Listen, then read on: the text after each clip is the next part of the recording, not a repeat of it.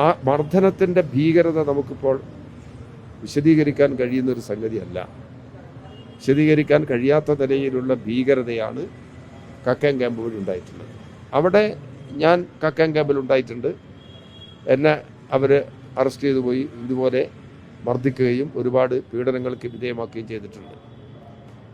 പക്ഷെ അപ്പോഴും അവരുടെ ലക്ഷ്യം എന്താണെന്ന് പറഞ്ഞാൽ കമ്മ്യൂണിസ്റ്റ് പ്രസ്ഥാനത്തെ നശിപ്പിക്കുക എന്നുള്ളതാണ്. പക്ഷേ കമ്മ്യൂണിസ്റ്റ് പ്രസ്ഥാനം നശിച്ചില്ലെന്ന് മാത്രമല്ല, അത് പൂർവാധിക ശക്തിയായി മുമ്പോട്ട് പോകാൻ കഴിഞ്ഞ അനുഭവമാണ് അവിടെയുള്ളത്. അവിടെ അന്ന് ആളുകളെ CPM പ്രവർത്തകന്മാരെ പിടിച്ചുകൊണ്ടുവരുന്നതിനും കസ്റ്റഡിയിൽ വെക്കുന്നതിനും അവരെ ആക്രമിക്കുന്നതിനും പോലീസ് സേനയ്ക്ക് എല്ലാ ഒത്താശയും ചെയ്തു കൊടുത്തത് കോൺഗ്രസിൻ്റെ ഒരു വിഭാഗമാണ്. അവർ പോലീസ് വാഹനത്തിൽ ആളുകളെ പിടിച്ചു കൊണ്ടുവരാൻ വേണ്ടി പോകുമ്പോൾ കോൺഗ്രസിൻ്റെ വളണ്ടിയർമാരിട്ട് ആവശ്യമായ സഹായങ്ങൾ ചെയ്യുന്നു. ഇങ്ങനെയെല്ലാം ചെയ്തിട്ടുണ്ട്.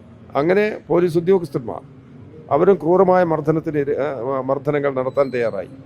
ഞങ്ങളെടുത്തൊരു നിലപാട്, ഇതൊരു രാഷ്ട്രീയ നയത്തിൻ്റെ ഭാഗമായി വന്ന പ്രശ്നങ്ങളാണ്. ആരോടും വ്യക്തിപരമായ എന്തെങ്കിലും ഒരു വിരോധമോ നിലപാടോ വെച്ചു പുലർത്തുകയല്ല ചെയ്തിട്ടുള്ളത്. ഞാൻ അവിടെ 2001-2006 MLA ആയിരുന്നു. ആ ഘട്ടത്തിൽ ക്യാമ്പിൽ വളരെ മർദ്ദനത്തിന് നേതൃത്വം നൽകിയിരുന്ന പുലിക്കോടൻ എന്ന ഒരു പോലീസ് ഉദ്യോഗസ്ഥൻ അവിടെ MLA ഹോസ്റ്റലിൽ എന്നെ കാണാൻ വന്നു. അയാൾ അപ്പോൾ വരുമ്പോൾ സായിബാബ ഭക്തനാണ് അദ്ദേഹം. അപ്പോൾ അത് ഇതിനെക്കുറിച്ചുള്ള ഒരു പശ്ചാത്താപമാകാം. പിന്നെ അന്ന് ഈ മർദ്ദനത്തിന് നേതൃത്വം കൊടുത്ത ഉദ്യോഗസ്ഥന്മാർക്കൊന്നും അവരുടെ ജീവിതത്തിൽ ഒരു സ്വസ്ഥതയും സമാധാനമൊന്നും അവർക്ക് ലഭിച്ചിട്ടില്ല.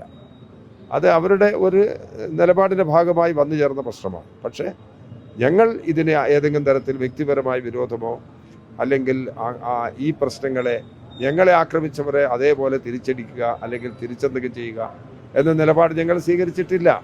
ഇതൊരു രാഷ്ട്രീയ നിലപാടിൻ്റെ ഭാഗമായി കണ്ടു. രാഷ്ട്രീയമായിട്ട് ഇതിനെ എതിർക്കുക എന്ന സമീപനമാണ് സ്വീകരിക്കുന്നത്. ജനങ്ങളുടെ സ്വാതന്ത്ര്യത്തെ തടയുന്ന നിരവധി സംഭവങ്ങൾ ഉണ്ടായിട്ടുണ്ട്. അതിൽ അതിജീവിച്ചുകൊണ്ടാണ് CPI മുന്നോട്ട്